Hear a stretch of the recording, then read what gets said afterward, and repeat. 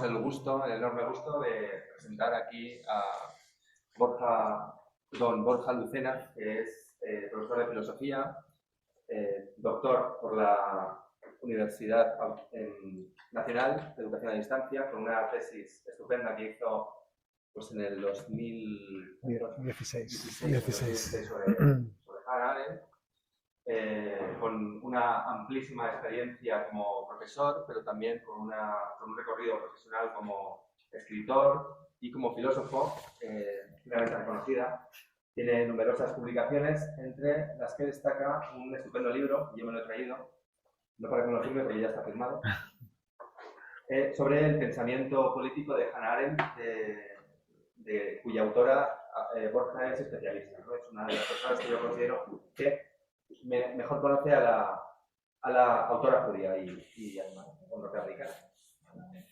Borja nos va a presentar en esta ocasión una cuestión que no tiene mucho que ver con Hannah Arendt, o sí tiene mucho que ver con Hannah Arendt, ¿no? Una cosa así. Porque cuando le planteamos que participara en estas jornadas, pues él con mucha generosidad se le ocurrió centrarse en uno de los problemas centrales de la historia de la filosofía, que es la cuestión del sujeto. Y Borja nos va a traer aquí una charla en torno a la cuestión del sujeto, ¿no? En el mundo actual estamos muy acostumbrados a considerar que ser sujeto es algo muy poco problemático. Todos somos sujetos, todos nos reconocemos a nosotros como individuos, todos ciframos nuestra propia identidad y nuestra personalidad en cuestiones como la libertad, pero esto no ha sido así siempre. Y la cuestión del sujeto es una pregunta que la filosofía lleva haciéndose no desde hace tanto tiempo. Si nos preguntáramos si en épocas pretéritas como la antigüedad, Grecia, donde nació la filosofía, el sujeto podría ser un problema, tendríamos que contestar que no, que para los griegos, ni para los medievales, ni para los romanos, el sujeto era una cuestión problemática. En realidad, los habitantes del mundo antiguo y los habitantes del medioevo se entendían a sí mismos siempre insertos en su realidad social como parte de una familia, como parte de una religión, como parte de un colectivo. Pero en ningún momento se reconocían a sí mismos como individuos separados del resto, con gustos propios, con individualidad propia, con una personalidad. Incluso una de las ideas que gira de una manera más radical en la filosofía contemporánea, que es no se reconocían a sí mismos desde la cuestión de la identidad. La identidad no era una cosa que para los habitantes de la antigüedad fuera realmente problemático. Y para nosotros sí, para los habitantes actuales del mundo contemporáneo, la identidad es un problema, porque todos buscamos una identidad, todos reivindicamos una personalidad, todos ciframos nuestra identidad y nuestra personalidad en cuestiones, repito, como la libertad.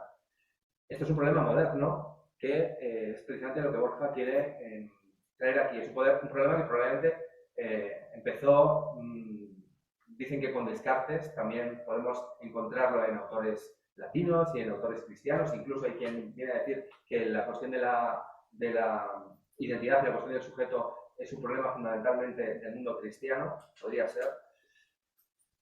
Pero fue Descartes quien primero se dio cuenta, mediante un acto radical, que los seres humanos somos individuos independientes y separados del resto.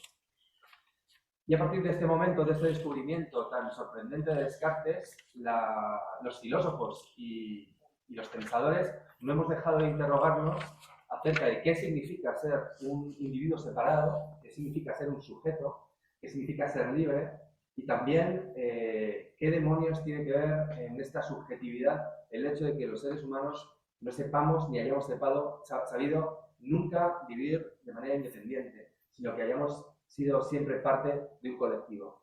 Y en esta relación entre el sujeto individual y el colectivo es donde se sitúa fundamentalmente el problema del sujeto. Porque los filósofos no han dejado de interrogarse qué parte de nosotros hay que remitirlo a la comunidad y qué parte de nosotros es un núcleo indestructible de la propia individualidad. Borja creo que va a plantearnos una charla alrededor de esta cuestión muy interesante, centrándose en uno de los autores que evidentemente es absolutamente imprescindible e inesquivable, muchas veces por desgracia, que es Hegel, ¿no? Hegel, para los que nos dedicamos a leer filosofía, es uno de esos autores que incluso cuando lo quieres evitar, siempre te asalta y es imposible rodearlo para encontrar tierra firme en otros sitios, ¿no? Hay que inevitablemente pasar por Hegel. Y yo creo que Borja nos va a presentar justamente cómo podría ser, cómo se podría hacer ese recorrido en el que nos preguntamos por nuestra propia individualidad, con respecto del colectivo, atravesados por el pensamiento de Hegel.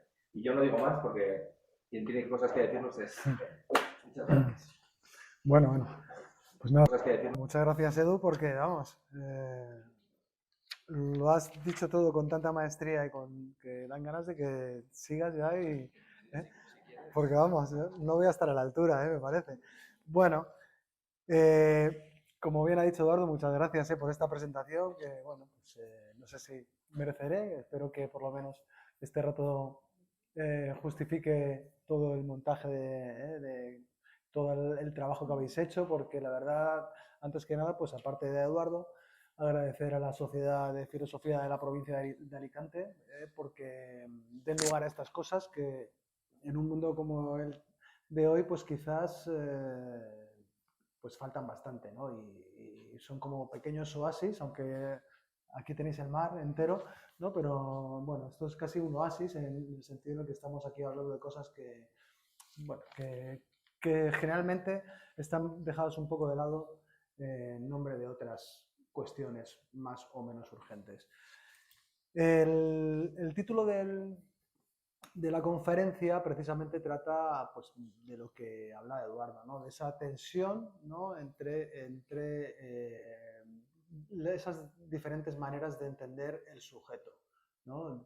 Entenderlo como individuo o entenderlo en un marco más amplio como una hebra de un tejido que lo desborda y en el que el individuo, digamos, se inserta como una parte más.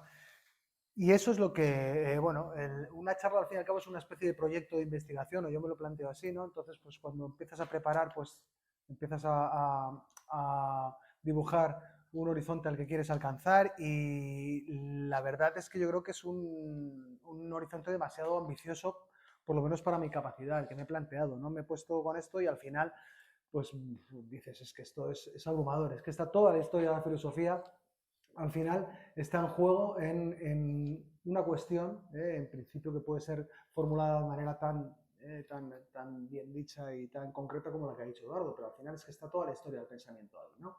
Entonces, creo que al final he tenido que acortar un poquito mis ambiciones, ¿no? Y voy a hablar de lo que quería hablar, pero pues eso, no voy a hablar con la ambición con que al principio me puse ahí a decir, esto lo soluciono yo, esto de la tensión entre el individuo y la comunidad lo voy a solucionar. No voy a solucionar nada, ¿no? Pero por lo menos voy a intentar dar algunas apostillas, algún comentario sobre esa conferencia que yo había soñado que iba a dar, ¿no? Ese proyecto que iba a completar.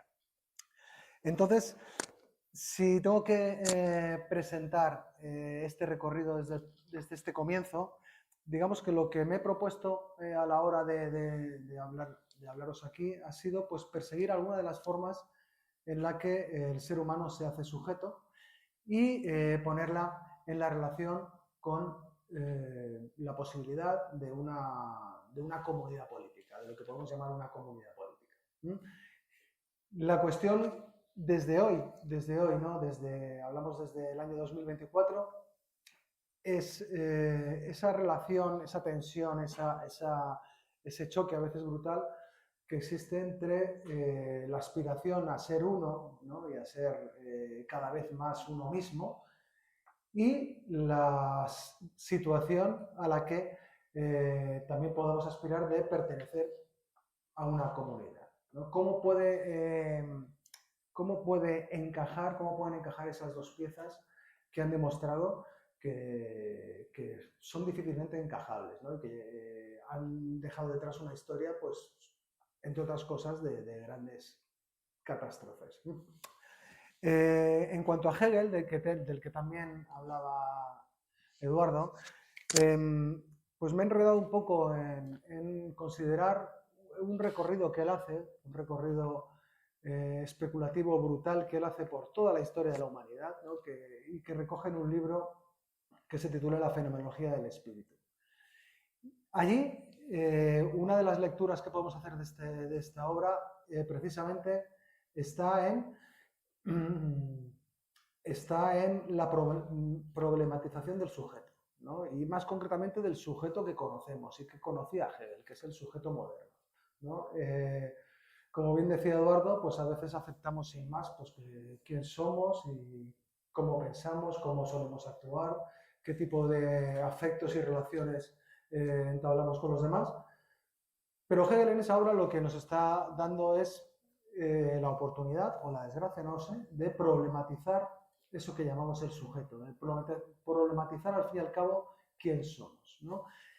Yo voy a abordar eso, evidentemente la investigación de Hegel es brutal y es descomunal en su extensión y en su profundidad, yo no me veo capacitado para ello, pero voy a intentar iluminar o adentrarme un poco en lo que antes estaba diciendo, en esa tensión que existe en el sujeto y que está en el sujeto moderno entre la dimensión individual y la dimensión comunitaria o social, o como queramos llamarla. Decía antes que Hegel problematiza el sujeto. No solo lo problematiza, sino que seguramente lo convierte en el mayor problema, en el problema del que dependen todos los demás, en la existencia humana. Tanto es así que en la fenomenología del espíritu lo que nos ofrece, en ese libro del que he hablado, lo que nos ofrece es una narración de un fracaso inevitable. Lo que yo entiendo en Hegel, ¿no? Lo que nos está diciendo y lo que en cierta manera constato en mi experiencia vital y en el pensamiento que haya podido desarrollar acerca del ser humano, es que hacerse sujeto es una empresa imposible. Es algo que incluye en sí mismo un fracaso. Somos sujetos y en tanto somos sujetos fallidos, sujetos truncados, sujetos que nunca nos vamos a constituir, ¿no? Digamos que nunca vamos a tener la serenidad, la quietud, el bienestar de una cosa, ¿eh? Eso es algo que nos ha sido negado. El sujeto va a ser siempre algo, y nosotros como sujetos, algo fallido, algo truncado. Voy a mirar la hora porque no he mirado para yo tener una idea de por dónde voy, para no daros una chapa demasiado grande.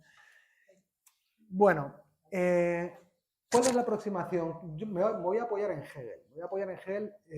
No quiero tampoco hacer responsable a Hegel de todo lo que yo diga. Esto es una lectura que yo hago de algún problema que me he planteado a través de algunas sugerencias que encuentro en Hegel. Entonces tampoco es, yo no voy a decir lo que dice Hegel, yo voy a decir lo que digo yo. Lo que pasa es que voy a utilizar pues esa obra, La fenomenología del espíritu, y algún pasaje en concreto para apoyar mi argumentación. Algo interesante de la aproximación de Hegel al sujeto y al problema del sujeto es su énfasis en la naturaleza truncada, fallida del sujeto, en cómo todo sujeto en su constitución está quebrado de algún modo, ¿no? Y todos como sujetos estamos quebrados. Decía antes, somos sujetos fallidos siempre. De este énfasis que hace Hegel se extrae la marcada distancia que él observa con respecto a lo que podemos llamar un pensamiento utópico, si queréis, así para hablar en general. Quiere decir, un pensamiento que se esfuerza en alcanzar o en pensar las posibilidades o idear, digamos, las condiciones en las que pudiera darse algo así como un estado final y feliz de la aventura antropológica, ¿no? Digamos, un momento en el que hayamos llegado a ser sujetos y hayamos llegado a estar en paz con nosotros mismos, si queréis, ¿eh? Esa serenidad zen, si queréis, no sé cómo decirlo, ¿no? Hegel es muy remiso a eso, Hegel es muy sarcástico con esas aspiraciones a alcanzar ese final feliz de la historia humana y de nuestra constitución como sujetos, de nuestra existencia.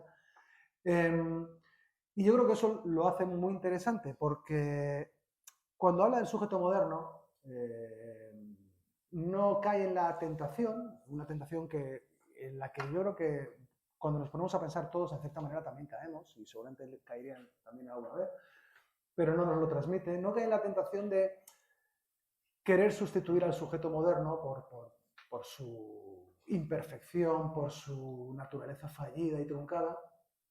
No quiere sustituir por otro sujeto. Quiere decir, la cuestión no está en pensar el sujeto, ver lo imperfectos que somos y decir, vamos a ver cómo podemos ser sujetos de verdad y cómo podemos tener una vida feliz y plena, ¿no?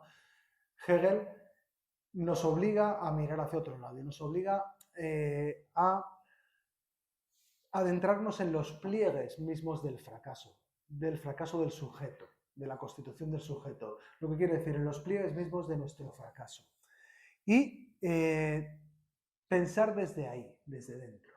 No con la intención de sustituir a un sujeto por otro y ya está. Es decir, este ser humano, este sujeto no nos vale, vamos a otro. No. Vamos a pensar esto porque aquí están las únicas posibilidades que tenemos también de aventurar y de recorrer otros derroteros, de explorar otras posibilidades.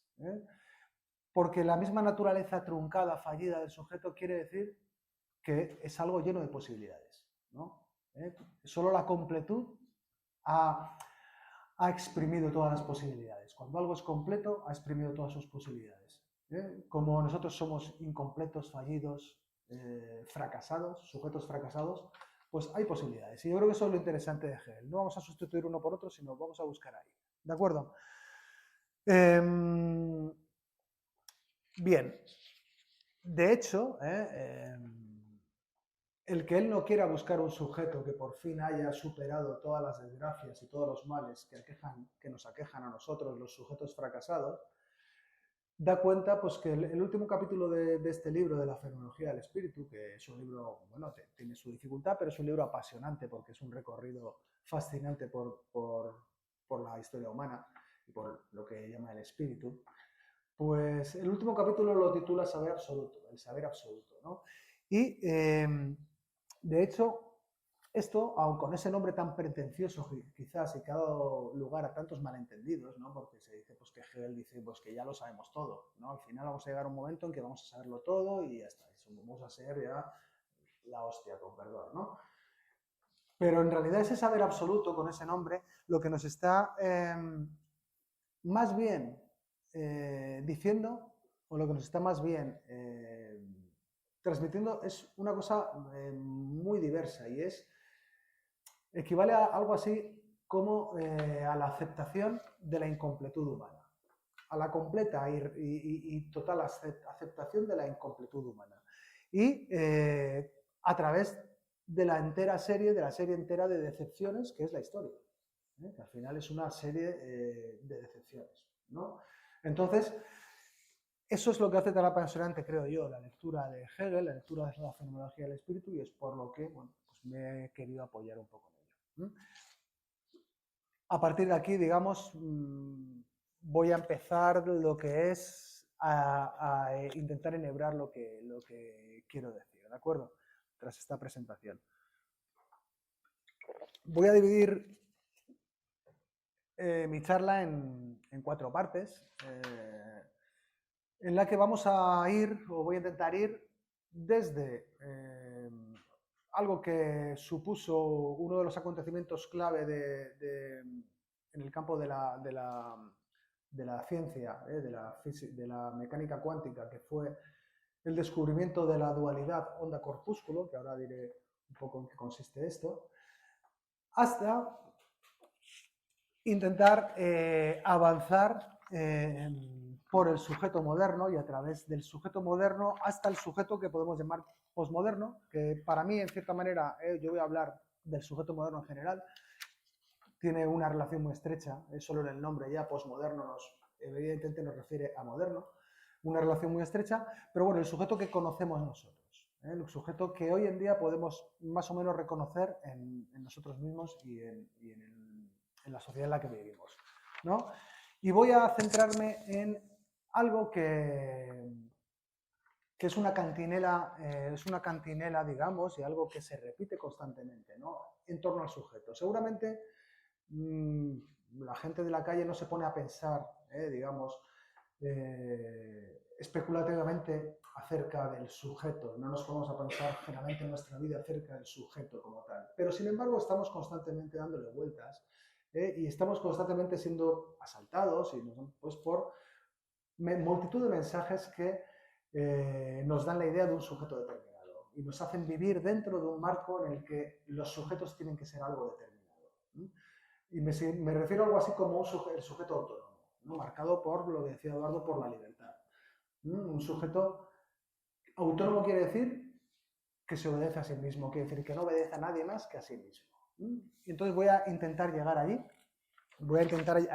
para bueno, completar esta charla, ¿vale?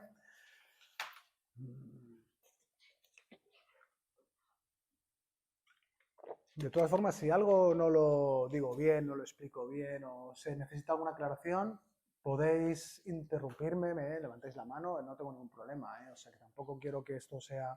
La cosa es que tenga un efecto, entonces pues si no llega, pues no vamos a encontrar ningún efecto. Así que no haya ningún miedo, si queréis alguna aclaración sobre la marcha, levantáis. Sí, vale. Bueno. Voy a empezar hablando, como decía, en un pequeño cambio de registro, de la dualidad onda-corpúsculo. La dualidad onda-corpúsculo fue algo que descubrió el físico matemático de Broglie. De Broglie lo había descubierto, digamos, a nivel más teórico. Pero, pues, no sé si me quedo. Vale. Pues, ¿en qué consiste esto de la dualidad onda-corpúsculo? Pues consiste básicamente en una idea antiintuitiva y, si queremos decir, enemiga de la lógica, ¿no? De la lógica a la que estamos acostumbrados. Y es que la realidad, la materia, es dos cosas contradictorias a la vez. Lo que expresa de Broglie es... Leo un pequeño texto para que lo diga con sus propias palabras. Dice: toda la materia presenta características tanto ondulatorias como corpusculares, comportándose de uno u otro modo dependiendo del experimento específico. De ahí voy a partir para desarrollar la idea que quiero desarrollar. Lo que dice de Broglie es que en la materia, cuando buceamos en la consistencia ontológica de la materia, en lo que es la materia, nos encontramos con algo sorprendente, y es que si buscamos que la materia esté constituida de átomos individuales, de corpúsculos, vamos a encontrar que efectivamente, la materia está hecha de átomos corpusculares. Si queréis, esto la ciencia moderna un poco... es como granitos de arena, ¿no? Como granitos, puntos sólidos de materia, ¿vale? Pero si queremos que la materia, o si buscamos que la materia esté constituida de ondas, también vamos a encontrar que la materia está constituida de ondas. ¿De qué va a depender? Del modo en que nos acerquemos a la materia, del modo en que iluminemos la materia. Esto quiere decir que va a depender de lo que estemos buscando. Al fin y al cabo, si yo busco corpúsculos, voy a encontrar corpúsculos. Voy a encontrar que la materia se comporta como si estuviera hecha de corpúsculos. Si yo busco ondas, voy a encontrar que la materia se comporta de acuerdo con una naturaleza ondulatoria. Esto, en principio, tampoco voy a ir más allá. Yo tampoco soy un especialista en mecánica cuántica ni nada de esto, entonces no voy a ir más allá. Solo quiero traer esta imagen o esta pequeña cata en la ontología de la mecánica cuántica porque lo voy a traer al campo que me interesa, que es el campo de los asuntos humanos, del ser humano y de las sociedades que crea, sus relaciones, etc. Entonces, según la mecánica cuántica, toda materia pues, está constituida y hay muchas interpretaciones, estoy simplificando, pero hay interpretaciones, digamos, de la física, de la mecánica cuántica, que pues, dice que efectivamente la materia es las dos cosas, quiere decir, dos cosas contradictorias a la vez. Y de esto no se salva nadie, no se salva aquí ni Cristo. Quiero decir, si hablamos de esto, estamos hablando de que el ser humano también, también. Y esto es lo que me va a servir para intentar iluminar algo de la naturaleza del sujeto. ¿De acuerdo?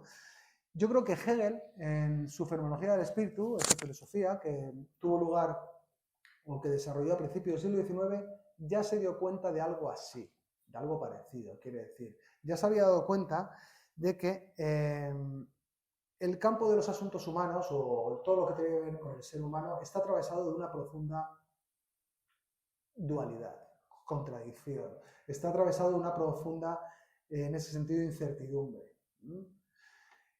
Y es lo que nos permite, o me permite pensar que Hegel tiene un valor especial en todo esto que llamamos el pensamiento acerca del ser humano y de la política. Porque supo abordar el problema de la política de un modo diverso a como se había planteado. Y como digo, que para lo que nos puede servir esta idea de la dualidad onda-corpúsculo. ¿De acuerdo?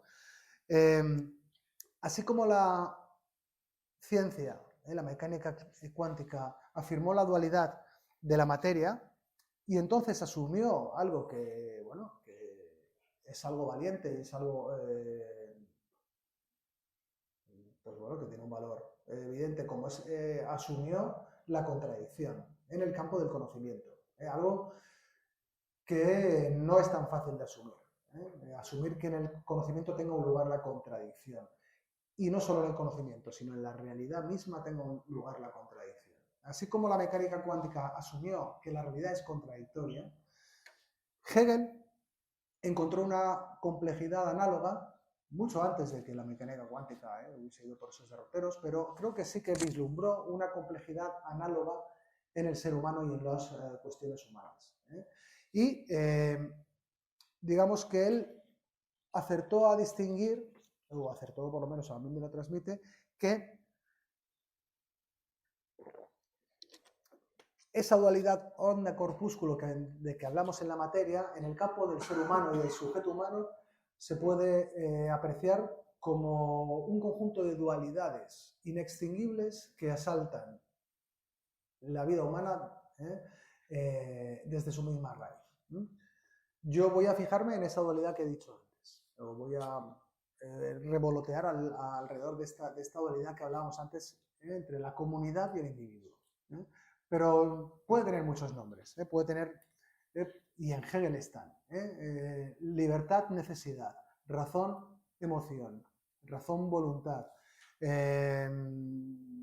sé qué más tengo por aquí, amigo, enemigo, eros, tánatos, no sé, hay un montón de dualidades que asaltan, que no todas tienen el mismo significado, ni mucho menos, pero que constantemente están asaltando a quien se interna en la problematización o en el pensamiento acerca de los asuntos humanos.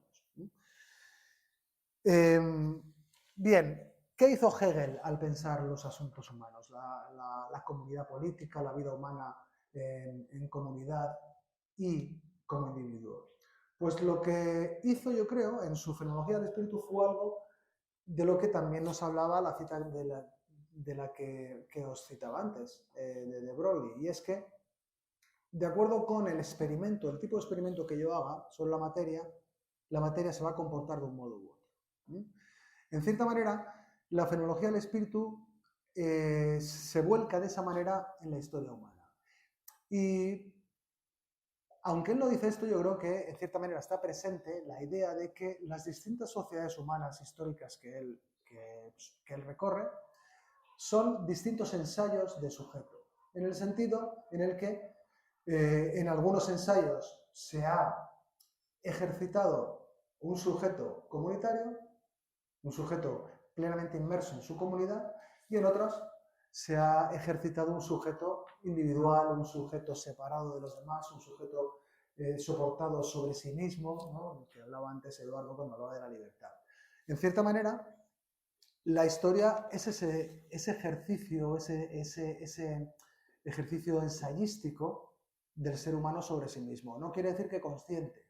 Evidentemente, estas cosas no son conscientes. Solo empiezan a ser conscientes cuando nos acercamos ya al siglo XX y ahí vemos que ya sí que hay hay experimentos conscientes sobre el ser humano, ¿no? Pero bueno, esos experimentos, esos ensayos a los que me refiero y de los que habla Hegel, no son conscientes, sino que son vías existenciales, al fin y al cabo, ¿no? Que tenemos que explorar y que el ser humano tiene que explorar. De la misma manera que la mecánica cuántica propició el colapso, digamos, de las dos opciones de esa dualidad, de los polos de esa dualidad, quiere decir, el colapso de solo ver la materia como corpúsculo, como grano sólido, o el colapso de solo verla como onda. Pues de la misma manera, Hegel también produjo el colapso, o para mi modo de entender, es lo que me produce, ¿no?, al leer a Hegel, el colapso de esas dos opciones, de pensar al ser humano como comunidad o pensarlo como individuo, ¿no? Y lo que hizo de manera afín a la mecánica cuántica es decir, no, es que son las dos cosas a la vez, es la pura contradicción. Es eso, es ese gesto de intentar juntar el imán por el mismo polo, y que no cuadre nunca, que no puedas nunca llegar a juntarlo, ¿no? Al fin y al cabo, esa es la gran contradicción que está en la materia y es la gran contradicción que está en nosotros como sujetos. Que a la vez somos una cosa y somos lo que no deja que esa cosa exista. Esa es la idea que yo creo que se encuentra en Hegel de manera muy, muy sugerente, muy sugestiva. La mecánica cuántica, entonces, da el salto mortal lógico de decir, no, vamos a aceptar las dos. Vamos a aceptar que la materia es onda y que la materia es corpúsculo, ¿vale? Esto es admitir, como antes decía, directamente la contradicción en la realidad. La contradicción es un poder real, es algo que está presente en todo lo que podamos llamar real. Esto, como digo, es admitir la contradicción de que una cosa es y no es al mismo tiempo y en el mismo sentido lo que es. O sea, es algo que es muy difícil de pensar, ¿no? Y Hegel, pues yo creo que piensa desde ese parámetro al ser humano. El ser humano es y no es al mismo tiempo lo que es. Y de ahí sale toda su propuesta de pensamiento acerca del ser humano. Ante esto, pues yo que sé, mentes eminentemente lógicas, ¿no?, como Russell o incluso Einstein, ¿no?, pues retrocedieron escandalizados. Esto de incluir la contradicción en la realidad era algo que, que les producía pánico, ¿no? Russell, claro, venía a decir algo así como, es que 2 y 2 pueden ser 4 o pueden ser 4001. O sea, y en cierta manera es así. En cierta manera es así. Si vemos la misma mecánica cuántica, vemos que la mecánica cuántica es un hallazgo brutal sobre una mirada, como nunca se había hecho, a la consistencia ontológica de lo que es la materia, fascinante, y a la vez pues y al mismo tiempo además es la construcción de aquello que destroza, que destruye, que pulveriza la materia, ¿no?, como son pues, el experimento Trinity de la bomba atómica, o EV Mike, que es la bomba de hidrógeno en la que trabajaron todos estos, ¿no? Quiere decir que es algo alucinante, ¿no? Es la destrucción de la materia tal como la podemos conocer. Entonces, en cierta manera, así de terrorífica es la contradicción, ¿no? Porque la contradicción, según la lógica tradicional, de la contradicción puede seguirse cualquier cosa. Y en eso estamos. Bueno, ¿qué decía Hegel sobre la contradicción? Hegel decía que la contradicción es algo real, que lo vemos solo, como bien habían dicho ya los filósofos antiguos, cuando vemos que algo se mueve ya vemos la contradicción. Él dice, el movimiento es una contradicción que está ahí, es algo que está y no está en el mismo sitio, en el mismo momento, etc., ¿no?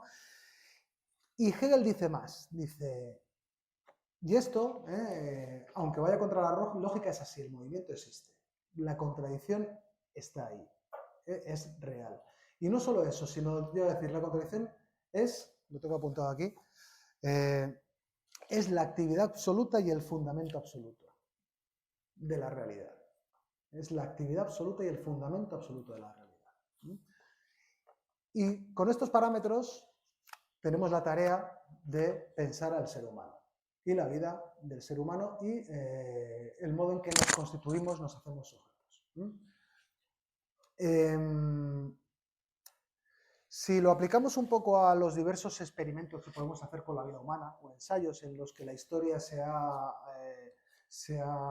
escanciado de sociedades humanas, vemos que podemos comprender al ser humano de dos modos, y son dos modos que funcionan y que han funcionado, a lo largo de la historia, han tenido su momento, digamos. Podemos ver la vida humana como la vida de un individuo, de un corpúsculo, y entender al ser humano en su crasa individualidad. Somos individuos separados unos de otros y que gozamos pues, de cosas como una libertad, una capacidad de autogobernarnos, ¿vale?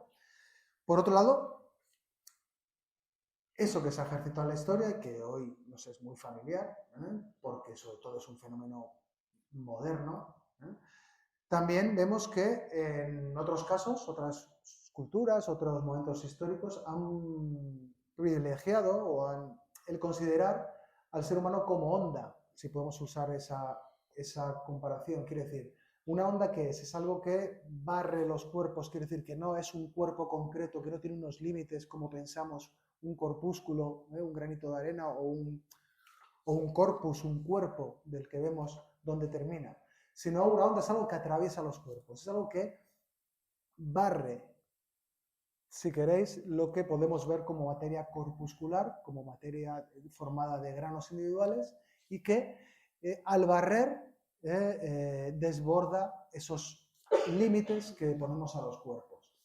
¿De qué hablamos cuando hablamos esto? Pues podemos hablar de cosas como lenguaje, ideas, costumbres, fe religiosa o política, o llevar a también experimentos sociales históricos muy determinados, ¿no? Como pues fe, raza, etnia o clase social. Quiero decir, podemos entender también al ser humano como una onda, como un sujeto amparado en esa dualidad de onda-corpúsculo, ¿vale? Hegel, la operación que realiza es aceptar las dos a la vez, creo yo, y esa es la apuesta hegeliana, aceptar al ser humano como individuo y aceptarlo como onda, aceptarlo como individuo, aceptarlo como comunidad. Y en cierta manera, nosotros yo creo que podemos hacer incluso el experimento, cada uno de nosotros, en acertar o intentar ver al ser humano de una manera u otra, ¿no? Podemos convertirnos en, si queremos, en liberales, ¿no? Que vemos la naturaleza corpuscular del sujeto y eso funciona, y podemos convertirnos también en comunitaristas y ver la naturaleza humana marcada por ámbitos de pertenencia más amplios, la comunidad, etc.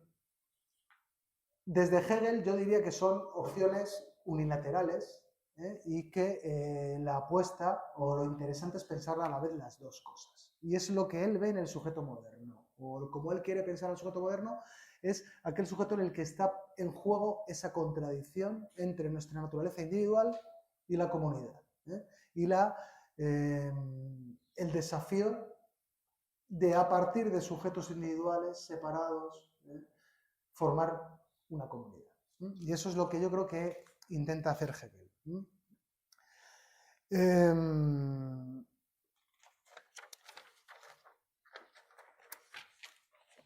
Y así nos ponemos en nuestra época o en la época moderna, la época que comienza tras el fin de la Edad Media, en los siglos XVI, en el siglo XVI más o menos, que es la época en la que, bueno, si lo vemos desde hoy, en cierta manera es la época del triunfo del sujeto individual, de la interpretación del sujeto humano como un elemento individual. Y, bueno, eso es lo que vamos o quiero empezar a fijarme. No sé qué tiempo llevo, Edu. Vale. Pues lo que quiero empezar a fijarme. En la época moderna es donde, digamos, Hegel encuentra que se da de lleno esa contradicción actuante en la vida humana y en la constitución de los sujetos, que es esa doble fidelidad. Por un lado, la fidelidad a mí mismo, por otro lado, la fidelidad a una comunidad, a una sociedad a la que pertenezco, etc. Por eso es la historia moderna o la época moderna que hasta hoy, digamos, nos alcanza, como he dicho antes, yo la interpreto como un continuo desde el fin de la Edad Media, pues esa moderna es tan interesante, tiene caracteres tan interesantes, ¿no? Pero también pues, tan peligrosos y problemáticos, ¿de acuerdo? Voy a intentar, a partir de alguna clave que podemos encontrar en la fenomenología del espíritu y en nuestra experiencia como sujetos también, pues intentar aventurar algún rasgo para comprender algo del sujeto que somos, o del sujeto fracasado que somos, o como queramos decirlo, como antes decía. Si vamos a la edad moderna, a la historia moderna, vemos que en la fenomenología del espíritu Hegel yo creo que privilegia o habla de dos figuras clave del sujeto moderno. En cada una de estas figuras se reúnen aspiraciones distintas en torno a lo que significa ser sujeto, y en ambas las fuerzas de subjetivación se ordenan de distinta manera y tendiendo ya sea al polo de la individualidad o ya sea al polo de la colectividad o de la comunidad. Estas dos figuras de las que estoy hablando, por un lado, son la figura de la voluntad general, que él encuentra como en la Revolución Francesa en su momento álgido, el sujeto como expresión de la voluntad general, y por otro lado el sujeto postrevolucionario, digamos, producto también del fracaso del sujeto revolucionario plenamente insertado en una comunidad que aspira a la libertad, a la igualdad y a la fraternidad, comunidad, pues el sujeto postrevolucionario, el sujeto que tiene como tarea construirse a sí mismo y que tiene que construirse a sí mismo, dado que la comunidad no lo ha construido o la comunidad ha fallado a la hora de construirse. Entonces, esta pugna entre estas dos figuras, una es el sujeto de la voluntad general y otro es, yo me voy a fijar en lo que llama Hegel el sujeto de la certeza moral. Ya después voy a explicar, de la Gewissheit, de la certeza moral. Esto es una pugna que no ha dejado de acontecer, quiere decir, sabemos que estamos inmersos todavía en esta misma historia, en la historia de qué hacemos con nuestra individualidad y con la pertenencia a una comunidad. De hecho, algunos pues aventuraron que en cierta manera el fin de la historia llegaba ya por el hecho de que esto se había llegado a resolver, ¿no? Que la democracia liberal había resuelto por fin ese problema y que por lo tanto ya no había más historia que contar, porque la historia era esto, ¿qué hacemos con esto? Con esta pugna, con este choque entre una visión corpuscular y una visión ondulatoria, ¿no? Esto lo decía, pues como sabéis, Fukuyama en ese famoso artículo sobre el fin de la historia, que, leyéndolo, ¿no? Pues me sorprendió porque, bueno, hay cosas que está bien, es potente, tiene sus cosas, ¿eh? Y él dice, por ejemplo, el fin de la historia será un momento muy triste. Cuando ha dejado de estar en pugna estas nociones comunitaria o individual de la vida humana, y ha triunfado una, dice, el fin de la historia será un momento muy triste. La lucha por el reconocimiento, la voluntad de arriesgar la propia vida, serán reemplazadas por el cálculo económico, la interminable resolución de problemas técnicos, la preocupación por el medio ambiente y la satisfacción de las sofisticadas demandas de los consumidores, ¿no? Ese es el fin de la historia. Y lo dice alguien que, bueno, está apostando porque, en cierta manera, es la visión del ser humano como individuo, como corpúsculo, la que finalmente ha triunfado. Yo creo que aunque el concepto de fin de la historia, de hecho, viene a apoyarse o quiere apoyarse en Hegel y en la filosofía de Hegel, yo creo que Hegel le diría que es demasiado precipitado cerrar así las cosas, cerrar así la historia. Voy a hablar de este sujeto individual que puede haber triunfado y algunos rasgos. Y bueno, lo que me interesa es el sujeto de la certeza moral, que lo llama Hegel, de la Gewisse. Es el sujeto plenamente individual, es el sujeto que podríamos llamar plenamente autónomo, que ha por fin conseguido erigirse sobre sí mismo en fundamento de su propia vida. En cierta manera es algo que nos es muy familiar porque hoy en día todos estamos conminados constantemente a ser así, a ser sujetos libres, que desarrollemos nuestras propias elecciones desde nosotros mismos, que cerremos los oídos a todo aquello que nos quiere imponer o nos quiere ofrecer una respuesta ya preconcebida, que nos inventemos nosotros mismos, que nos creemos a nosotros mismos en nuestras elecciones, etc., ¿no? Hegel habla de algo así como este sujeto en lo que él llama la certeza moral.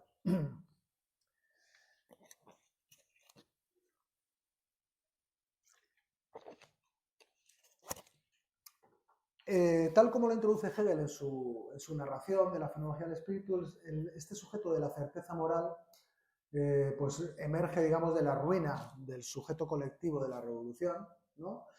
Y bueno, tiene aires muy familiares para alguien que pueda explorar un poco aquella época pues, con ciertos pensadores e individuos románticos, tiene aires de familiaridad con ciertos filósofos que exploraban, digamos, o apostaban con fuerza por la existencia de un sujeto producido desde sí mismo, no de un sujeto absolutamente libre. Entonces nos ponemos en ese romanticismo, ¿de acuerdo? Si pensamos en este sujeto, mientras que el sujeto de la voluntad general era un sujeto que se insertaba en una colectividad, en una comunidad, como una pieza más de un edificio colectivo, ¿no? Que buscaba colectivamente algo y que aspiraba colectivamente a algo, el sujeto de la certeza moral ha dejado de lado esa fe en una comunidad. Lo ha dejado de lado y ha dejado de lado lo que podemos llamar filosóficamente la universalidad, que estaba presente como aspiración en la Revolución Francesa, en el sujeto revolucionario, en la voluntad general. Y bueno, ha sustituido esa universalidad de la comunidad por una universalidad que quiere decir un sujeto universal, pero cuya universalidad estriba en la individualidad. Quiero decir, lo universal en el ser humano es ser individuos. Eso es lo universal, ¿no? Y no, lo universal en nuestra vida no estriba entonces en aquellos aspectos comunitarios o en las relaciones que establecemos con otros, sino en que somos individuos, ¿de acuerdo? Podemos verlo, por ejemplo, en Fichte, este sujeto, para pintarlo un poco. Fichte es un filósofo, digamos, sucesor de Kant, que radicaliza de una manera muy poderosa la filosofía de Kant y la apuesta por un sujeto autónomo, por un sujeto perfectamente libre. Si nos fijamos, por ejemplo, en el imperativo categórico del que habla Kant, el imperativo categórico, pues acordaos, viene a decir algo así como obra siempre de acuerdo con una máxima que puedas hacer universal, quiere decir, obra siempre de acuerdo con la universalidad, y bueno, se traduce en una apuesta por el deber como aquello que expresa la universalidad y como aquello a lo que en su acción todo individuo tiene que acogerse. Quiere decir, yo tengo que actuar de acuerdo con mi deber, como cualquier otro, como cualquier otro. De tal manera que en última instancia todos los sujetos kantianos tendrán que actuar igual. Actuar racionalmente es que todos los seres racionales actuemos igual, de acuerdo con nuestro deber. Bueno, estoy simplificando mucho, porque tampoco me quiero parar ahí. El sujeto de Fichte, digamos, o el imperativo categórico de Fichte cambia su formulación. Y él dice, obra siempre conforme a la mejor convicción respecto a tu deber. Está modulando ya, matizando eso del deber. Dice, no obres con respecto a tu deber. Obra con respecto a la mejor convicción con respecto a tu deber. Quiere decir, obra con respecto a la convicción que tienes sobre lo que tienes que hacer, lo que debes hacer. ¿Qué está proponiendo en este giro Fichte? Si lo traduzco al terreno al que quiero dirigirme, pues está diciéndonos que el sujeto tiene que escucharse a sí mismo, que el sujeto se debe una insobornable fidelidad, y que la autenticidad del sujeto está en la escucha sincera de uno mismo. Está en la fidelidad a lo que sentimos y pensamos en cada momento. Podemos errar en todo, podemos tener errores en nuestra conducta, en nuestra acción, pero hay algo que garantiza que lo que hacemos está bien, es recto, y es que hemos sido consecuentes con nosotros mismos. Hemos sido, como se dice normalmente, coherentes, sinceros, honestos a la hora de actuar. Pensábamos que estábamos haciendo lo mejor porque es lo que estaba en consonancia con lo que sentíamos y pensábamos. ¿De acuerdo? Es, bueno, ese imperativo, ¿no? Pues que podemos vulgarizarlo si queréis, ¿no? Pues que tanto oímos, ¿no? Sé fiel a ti mismo. Construye tu mejor versión, ¿no? Estas cosas que oímos constantemente en realidad tienen un calado filosófico, aunque se digan en los anuncios publicitarios y tal, pero precisamente por eso lo dicen, porque tiene un calado y tiene un efecto. ¿Cuándo obramos mal? ¿Cuándo actuamos mal? Según esto, actuamos mal cuando caemos en la hipocresía de no hacer lo que realmente pensamos, actuamos mal cuando desatendemos nuestra voz interior, ¿no? Que grita nuestra convicción, actuamos mal cuando obedecemos mandatos externos, cuando no nos obedecemos a nosotros mismos, actuamos mal cuando nos guiamos por costumbres, nos guiamos por tradiciones, nos guiamos por normas religiosas, nos guiamos por juicios ajenos, por autoridad. Todo eso está presente en esta idea del sujeto autónomo. Un sujeto cuya rectitud en la acción está en que sea fiel a sí mismo. ¿Qué ocurre con la vida política, con la vida en comunidad? Quiero decir, ¿qué hacemos con los otros cuando todos nos escuchamos a nosotros mismos, cuando todos nos construimos desde nosotros mismos, ¿no? Cuando todos somos autónomos? Yo creo que ahí está el problema. Ahí está el problema al que nos referíamos antes, me refería antes, que es el problema de construir una comunidad en las condiciones del sujeto moderno. Un sujeto que ha descubierto, o que en algún momento ha descubierto que es o puede ser su propio fundamento, que solo tiene que avezarse en la escucha de sí mismo, que solo tiene que apelar a aquello que brota de sí mismo. Para guiar y conducir su vida. ¿Qué tipo de comunidad puede haber? Yo creo que esto no es una cuestión de especulación, sino de ver alrededor. Quiere decir, estamos en eso, ¿no? Estamos un poco en eso. Podemos nombrarlo de diferentes modos.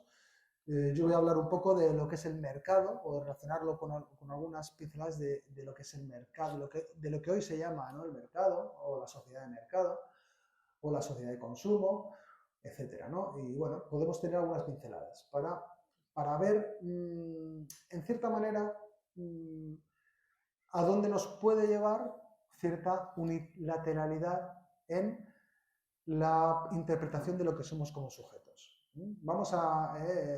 Hoy en día estamos un poco en el experimento consciente que podemos llamar neoliberalismo, por ejemplo, ¿no? o de otras maneras, en el experimento consciente de vamos a hacer una sociedad que funcione con individuos perfectamente autónomos, perfectamente regulados solo desde sí mismos, y en cierta manera Lo que quería decir cuando antes he hablado de Hegel es que Hegel vislumbró esa posibilidad al hablar de un sujeto que no es el sujeto neoliberal que nos imaginamos, porque era el romántico, era el rebelde, era el sujeto que se exponía al destino de una desgracia ilimitada por enfrentarse a la sociedad, a los mandatos ajenos, a las normas, a las costumbres y a las imposiciones sociales, pero que en cierta manera ha sido ser resignificado, ¿no? Desde aquel momento, para dar a luz lo que hoy podemos llamar un sujeto del mercado o no sé cómo, un sujeto de la sociedad de consumo, etcétera, ¿no? No quiero decir con esto, o sea, no, tampoco quiero entrar en valoraciones ni en juicios, sino, bueno, solo un poco exponer una línea, ¿no? de cómo puede ser ese sujeto soportado solo desde sí mismo, ¿no? Entonces, ese sujeto de la certeza moral consiste en la construcción, el desarrollo, ¿no?, de un sujeto asentado sobre la exclusiva obediencia al mandato de uno mismo, ¿no? Yo voy a obedecerme solo a mí mismo. Actúa tal como eres.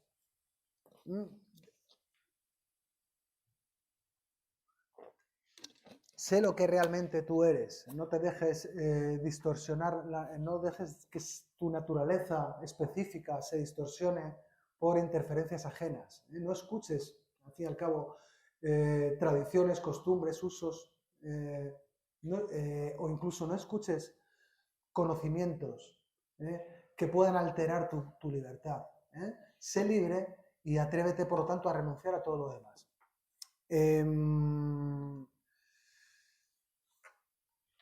A ver, perdón, porque quiero también ir abreviando para que no se me vaya mucho el tiempo.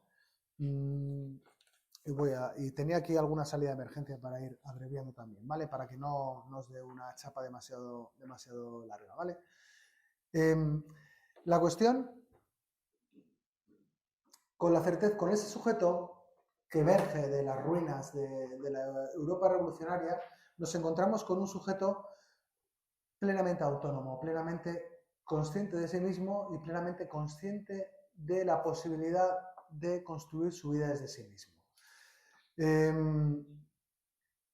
Incluso, como decía antes, Hegel se extiende un poco sobre cómo este sujeto que quiere ser libre, que tiene que ser libre, que se acoge al imperativo de ser libre y solo gobernarse desde sí mismo, tiene que renunciar al conocimiento, en el sentido en el que el conocimiento o la verdad o como queramos llamarlo es algo que se impone al sujeto, que es una imposición que impide que el sujeto lleve a cabo su propia elección, su propia acción desde sí mismo, ¿no? El conocimiento siempre es algo que nos va a condicionar, evidentemente. Entonces, él intuye con claridad cómo este sujeto que se abraza a su propia convicción, a su propio deseo, tiene que renunciar incluso a guiarse por el conocimiento. ¿Por qué? Porque sabe que nuestro conocimiento siempre es incompleto. Nunca vamos a tener un conocimiento completo de la realidad. Depende de factores que no podemos dominar. Y además, produce un choque con los demás. Quiere decir, cuando yo tengo una verdad y el otro tiene otra verdad, eso va a producir un choque discordante con el otro. Mientras que, si yo miro a los otros desde la perspectiva y a mí mismo desde la perspectiva de la convicción, de lo que yo siento, pues ahí no va a haber ese choque en el sentido en que es perfectamente, mientras yo no puedo reconocer la otra verdad de manera tan fácil porque tengo mi verdad, sin embargo sí puedo reconocer la otra convicción, porque es tu convicción frente a la mía, es tu sentimiento frente al mío. Entonces, Hegel ve en el sujeto de Fichte esto, ¿no? Cómo tiene que renunciar incluso al conocimiento para ser realmente libre. Tenemos que renunciar a la verdad para ser libres. Todo lo contrario de aquel adagio bíblico, ¿no?, de la verdad os hará libres. No, tenemos que renunciar a la verdad para ser libres, porque la verdad al fin y al cabo nos ata, condiciona nuestras elecciones.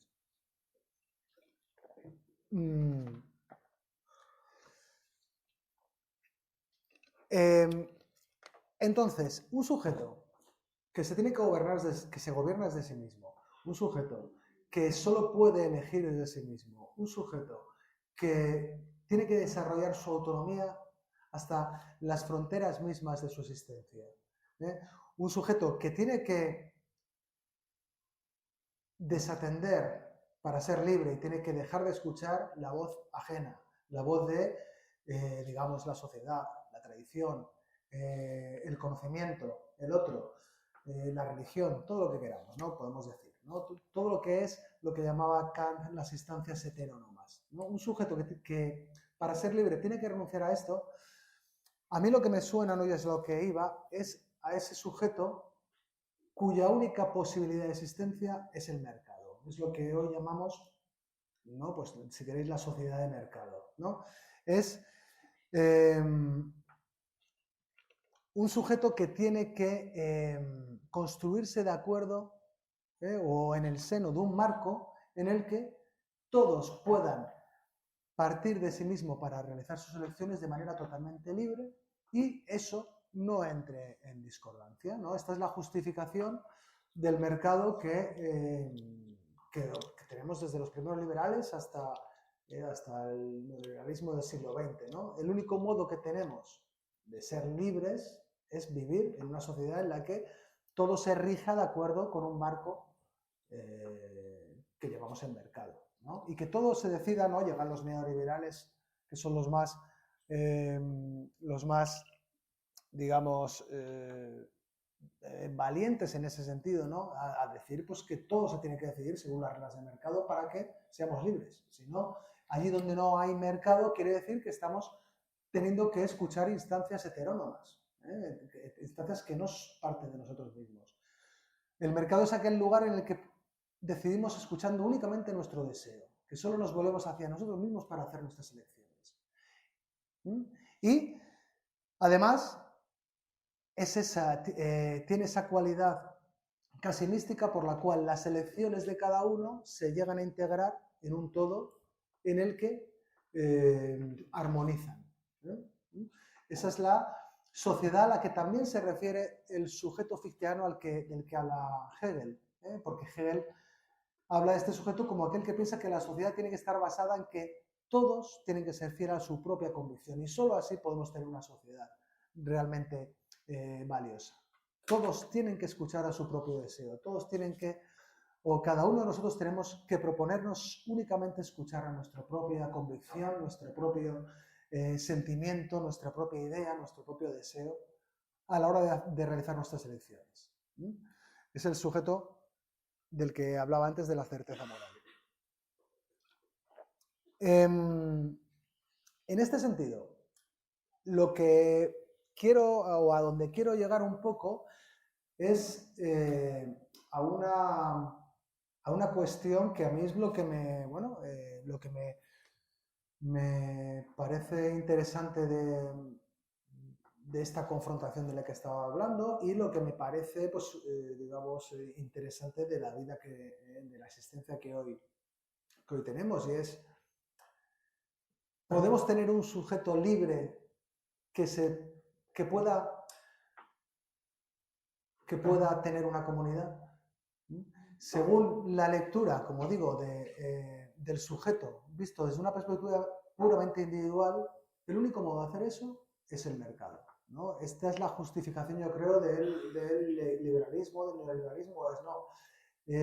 La única manera en que podemos tener un sujeto que sea libre, pero que conviva en un marco comunitario con otros, es cuando ese marco adopta la forma de un dispositivo mercantil, digamos, o adopta la forma del contrato, del intercambio de bienes y servicios, etc.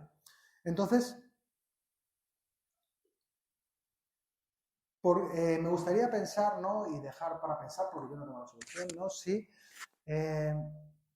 ¿por qué? Pensando desde el sujeto individual, pensando desde la libertad del individuo, pensando desde nuestra libertad como sujetos, ¿por qué el mercado es o parece ser la posibilidad íntima? La posibilidad íntima que se nos presenta, quizá la única, no lo sé, la única nos quieren decir los liberales que es.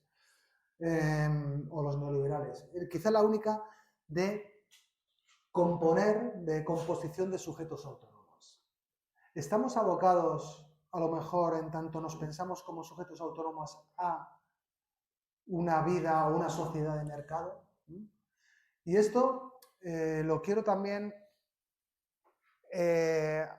abordar de otra manera, y ya iré terminando. ¿Cuánto llevo, Edu? Ya... Pues sí. 15 minutillos. Vale. Lo quiero abordar de otra manera, perdón. Y es, quizás, a ver cómo decirlo. Quizás pensarnos como sujetos autónomos es una unilateralidad. Quizás es que a lo mejor estamos eligiendo la vía de la unilateralidad y estamos dejando fuera nuestra naturaleza comunitaria. Cuando apostamos por un sujeto autónomo, estamos entonces negando la posibilidad de establecer una comunidad política. O yendo más allá, yo creo que eso está en Hegel, estamos negando la posibilidad de que exista la política. Estamos negando la posibilidad de que podamos llegar a establecer vínculos políticos y solo entonces podamos establecer vínculos contractuales, vínculos mercantiles con el otro. Esto yo creo que está presente en lo que llama el neoliberalismo, pero el neoliberalismo tanto de izquierda como de derecha. Quiere decir, el neoliberalismo del mercado que he hablado, pero una parte importante de la izquierda creo que apuesta, o una parte, o como queramos llamarlo, ¿no? O la izquierda postmoderna, no sé cómo llamarla, apuesta por un sujeto plenamente autónomo, es decir, un sujeto que toma las decisiones desde sí mismo, un sujeto que tiene que conservar ese poder de decidir sobre su vida hasta el último grado, quiere decir decidir sobre todo lo que tenga que ver consigo mismo, un sujeto que además se rebela convenientemente contra las tradiciones o contra las costumbres o contra todo aquello que viene a presentar una imposición ajena, ¿no? Y en eso yo creo que están presentes tanto, como digo, el neoliberalismo de un Hayek, por ejemplo, es evidente. Hayek bueno, tiene un texto que se titula ¿Por qué no soy conservador? ¿No? Y él se presenta como un revolucionario, y en cierta manera lo es. Está apostando por una vía revolucionaria, que es decir, vamos a prescindir de este modo de entender al ser humano. Pero también una parte importante de la izquierda, y sobre todo la izquierda más mediática, más gubernamental, o como queramos llamarlo, más decisiva a lo mejor en ciertos aspectos, apuesta por el sujeto autónomo. También apuesta por una comunidad, o dice apuesta por una comunidad, pero me pregunto yo si es posible que si tenemos el cumplimiento de un sujeto autónomo podamos tener algún tipo de comunidad o de relación política. O si no estaremos abocados a tener relaciones de mercado y ya está. Bien. Bueno, pues voy a decir un par de cosillas más, ¿vale? Y ya termino, ¿vale? Un poco para concluir, ¿vale?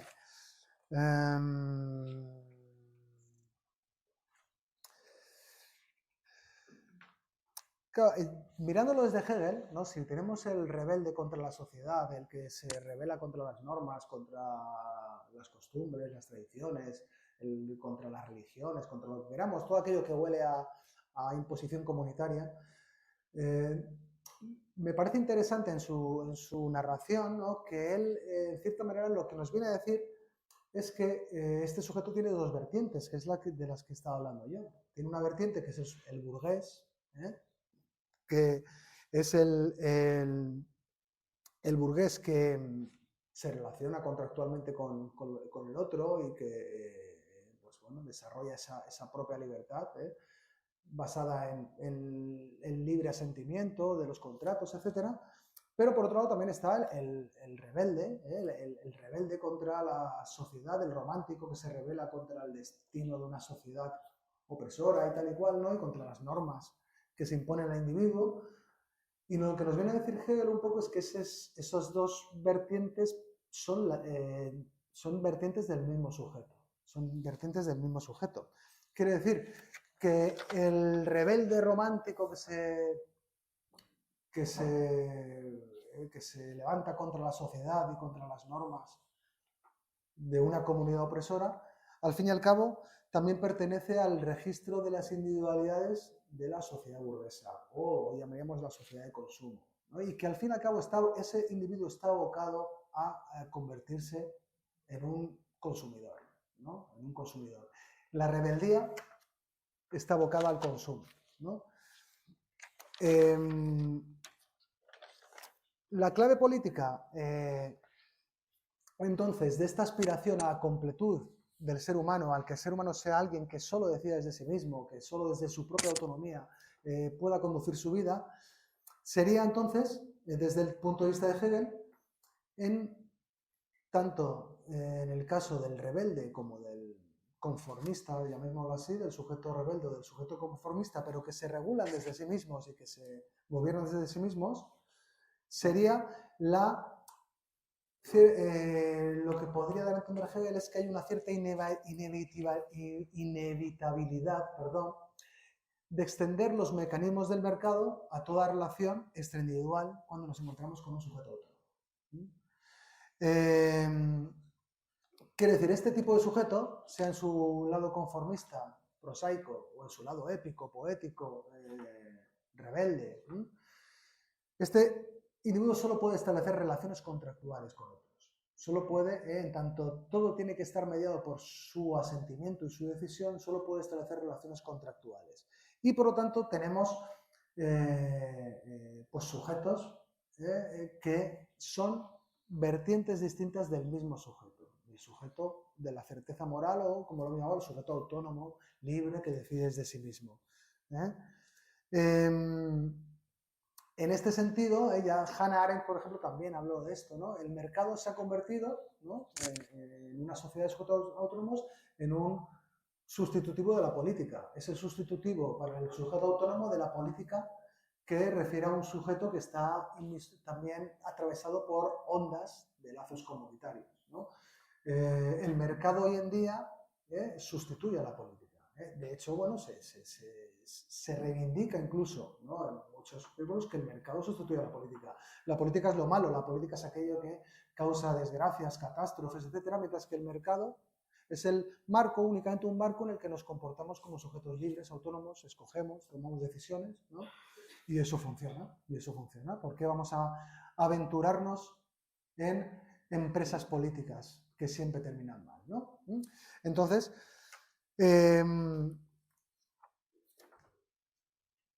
Hegel creo que ve esto, ¿no? Y bueno, y en cierta manera también enjuicia esto desde la perspectiva de las que hablaba antes, ¿no? Él se niega a reconocer que el sujeto humano no sea contradictorio. Por lo tanto, quiere decir, se niega a reconocer que seamos solo individuos. Y reivindica la política, por lo tanto, como algo inextinguible o algo inextirpable del sujeto humano. ¿Para qué? Para que seamos sujetos fracasados, sí, para que seamos sujetos fallidos, para que seamos sujetos truncados, ¿no? Pero precisamente por eso, para que seamos sujetos, ¿no? En realidad, el sujeto del mercado, el sujeto de las relaciones contractuales, como lo veo, es un sujeto completo, es un sujeto que solo sale de sí mismo, pues atendiendo a las ofertas o a las demandas de su medio, y no tiene esa experiencia de la fractura, de lo fallido, de lo truncado, ¿no? O idealmente no lo tiene, después todos estamos hechos polvo, idealmente no lo tiene. Hegel reivindica el sujeto de la política. El sujeto de la política es un sujeto en el que tiene que haber una lucha y una polémica y una contradicción entre el individuo y la comunidad. Y en eso consiste la política. Y eso, sí, ha llevado desgracia, sí, pero mayor desgracia es no llegar a tener esa desgracia, digamos. Entonces, para que pueda existir una comunidad política, aunque sea esa comunidad imposible, porque la comunidad hegeliana siempre va a ser imposible, va a estar fracturada por el sujeto fallido que somos, por nuestro fracaso.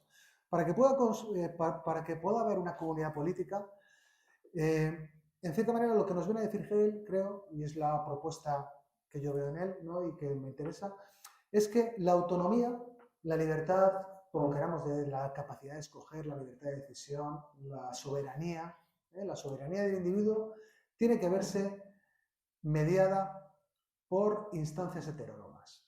Quiero decir, la comunidad siempre va a ser una instancia heterónoma. Y nos resulta muy desagradable hoy pensar en que puede haber ese tipo de imposiciones, ¿no? De normas exteriores, de costumbres, de usos, de cosas que estaban antes de que nosotros llegáramos, ¿no? Pero eso es, según yo creo Hegel lo ve como algo absolutamente perteneciente a la experiencia política de una comunidad. Nos tenemos que plegar también a la voz al otro y a los otros que son o que fueron. Nos tenemos que plegar a lo que construyeron, nos tenemos que plegar a lo que los otros nos reclaman. Tenemos que escuchar en ese sentido, ¿no? La existencia de lazos comunitarios en este sentido significa una vinculación siempre, ¿eh? Una vinculación, y aunque sea una vinculación crítica, porque somos también individuos, es una vinculación. Es una vinculación a decisiones ajenas, es una vinculación a hábitos, a tradiciones, a leyes, a creencias, a prohibiciones que anteceden a nuestra existencia. Y que, sin embargo, por otro lado, abren el claro en el que emerge o en el que puede darse efectivamente un sujeto con esa complejidad con lo que lo piensa Hegel, un sujeto fallido. El mercado, mientras el mercado se sustenta sobre la escucha de uno mismo, y eso es lo que nos dice la publicidad, ¿no? Tú sé fiel a tu deseo, tú escoges de acuerdo con tu inclinación, con tu interés. Eso es al fin y al cabo lo que nos ofrece el mercado. Lo que nos ofrece el mercado es que seamos fieles a nosotros mismos, que solamente obedezcamos nuestro propio deseo. Pues la política solo puede emerger, según esta lectura que veo en Hegel, como la escucha polémica, siempre polémica, pero la escucha del otro y de lo otro.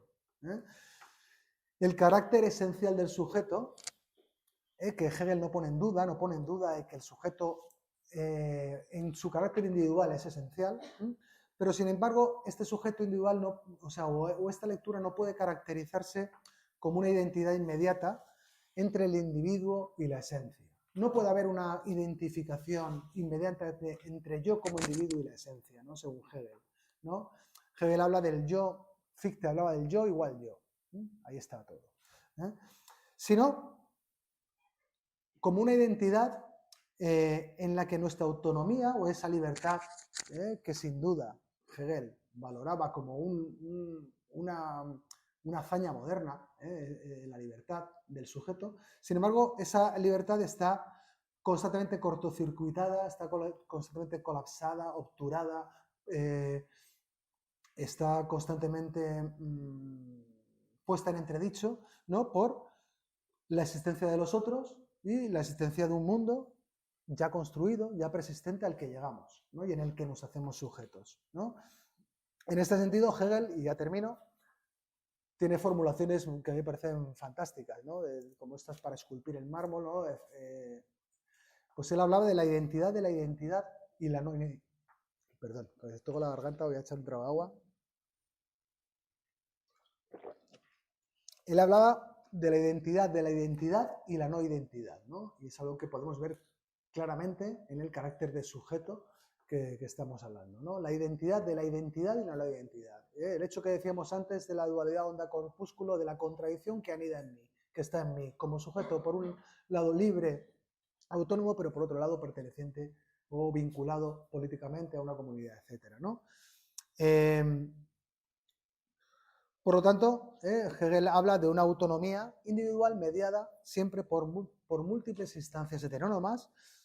Habla de ese tránsito del yo al nosotros, que no es un tránsito cumplido. Él tiene una expresión muy famosa que es del yo al nosotros, que es un tránsito nunca cumplido, nunca completado, ¿no? Siempre estamos en ese tránsito del yo al nosotros. Y habla, ¿no? En una frase que a mí me gusta mucho, ¿no? Y que yo creo define muy bien la naturaleza de este sujeto que se atreve a ser libre, se atreve a ser individuo, pero también se atreve a vincularse políticamente y por lo tanto a a escuchar a los otros y no escucharse solo a sí mismo, no el sujeto del mercado.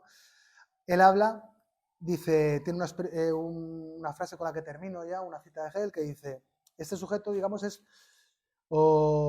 tiene que ver con transformar su pensar en ser y confiarse a la diferencia absoluta. En el sentido en que la diferencia absoluta es también la escucha heterónoma de lo otro. Y bueno, muchas gracias. Eso es todo lo que quería contar. Gracias.